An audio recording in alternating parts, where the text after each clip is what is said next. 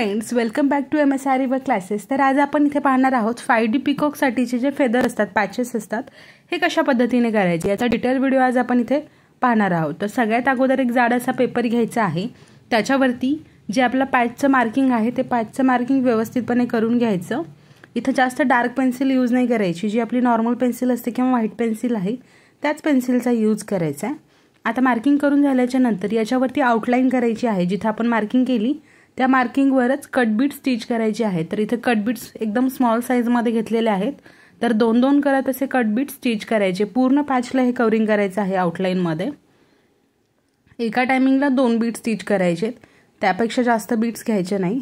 एका वेळेला 2 बीट्स घेतले असं करत हा जो पूर्ण आपण पॅच मार्किंग केलाय त्या पॅचवरती आउटलाईन करायची आहे।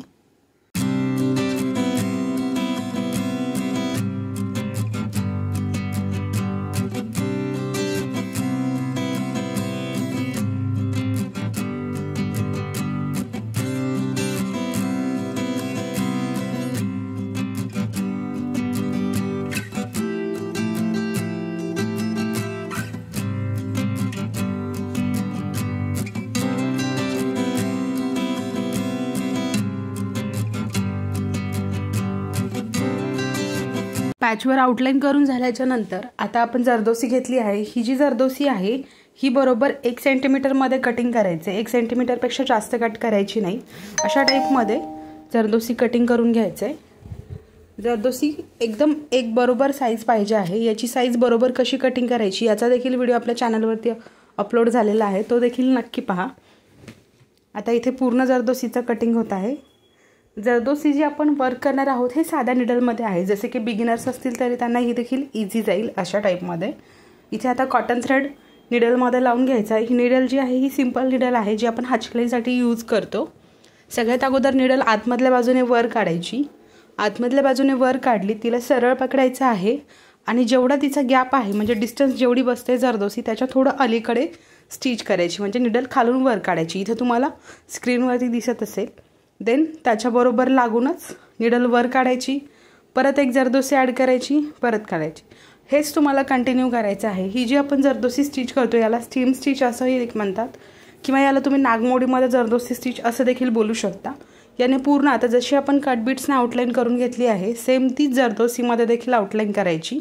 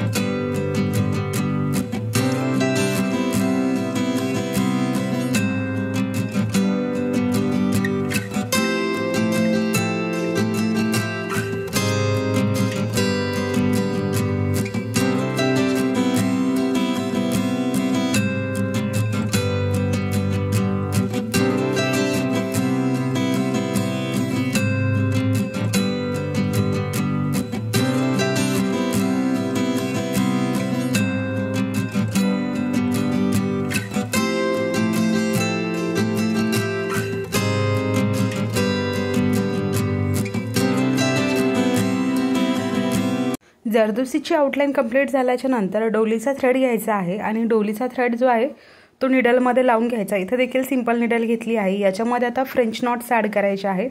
जसं आपण कटबीट्सचा राऊंड घेतला आहे, त्यानंतर जरदोसीचा राऊंड, जरदोसी झाल्याच्या नंतर आता फ्रेंच नॉटचा देखील एक राऊंड घ्यायचा आहे। म्हणजे कम्प्लिटली जो आपला पॅच केलेला आहे त्या पूर्ण पॅचवरती हे घ्यायचं आहे।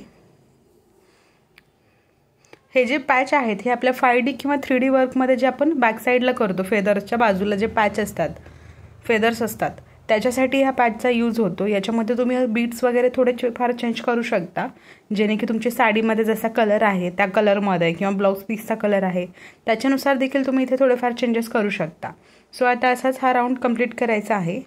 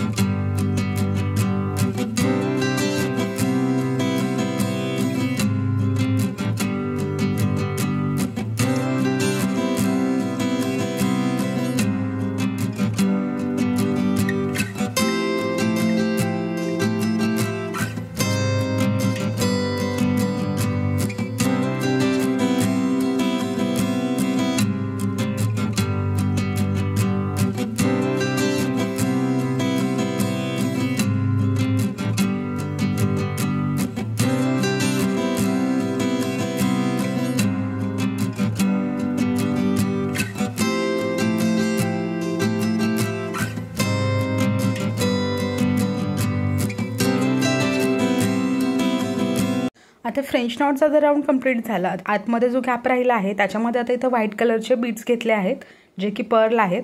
तुम्ही इथे व्हाईट कलरच्या पर्लच्या जागेवरती जर तुमच्याकडे व्हाईट कलरचे पर्ल नसतील तर इथे तुम्ही वेगवेगळे बीड्स म्हणजेच गोल्डन कलरचे बीड्स घेऊ शकता किंवा कलरमध्ये बीड्स असतील किंवा स्टोन चेन असेल, असे थोडेफार चेंजेस करू शकता या ठिकाणी पण। आता आतमधल्या साईडला इथे 3 स्टोन किंवा 3 टाईपचे बीड्स स्टिच करायचे आहेत। अशा पद्धतीने आपला हा जे पॅच आहे याच्या आतमधील वर्क कंप्लीट झालं। आता वर्क कंप्लीट झाल्याच्या नंतर त्याला कंपल्सरी तुम्ही कधीही कोणतेही पॅच बनवताय, ते थ्रेडमध्ये असेल बीड्समध्ये असेल, त्याच्यामध्ये कंपल्सरी असं राहतं की तुम्ही जो पॅच केलेला आहे त्या पॅचला डबल चेन स्टिच कंपल्सरी करायची, कारण हे पॅच आपण नंतर कट करणार आहोत। पण इथे आता तुम्ही डबल चेन स्टिच करताना हे लक्षात घ्यायचं आहे की स्टिचेस अगदी जवळ घ्यायचे आहेत। जेवढे जवळ तुम्हाला पॉसिबल होतील तेवढे जवळ पॅचेसचे स्टिच घ्यायचे आहेत। अशा पद्धतीने हा आपला इथं पॅच कंप्लीट झाला आहे। याच्यामध्ये तुम्ही वेगवेगळे चेंजेस तुमच्या आवडीनुसार किंवा तुमच्या साडीच्या सूट होणार आहे त्याच्यानुसार देखील घेऊ शकता। तर हा व्हिडिओ तुम्हाला कसा वाटला नक्की कमेंट करून सांगा। व्हिडिओला लाईक करा, शेअर करा आणि चॅनलला सबस्क्राईब देखील नक्कीच करा। असे नवनवीन व्हिडिओ पाहण्यासाठी कमेंट देखील नक्की करा की नेक्स्ट व्हिडिओ तुम्हाला कोणत्या टॉपिकवरती पाहायला आवडेल। त्याचबरोबर हा आपला पॅच कसा झाला हे देखील कमेंट करून नक्कीच सांगा। Bye all of you.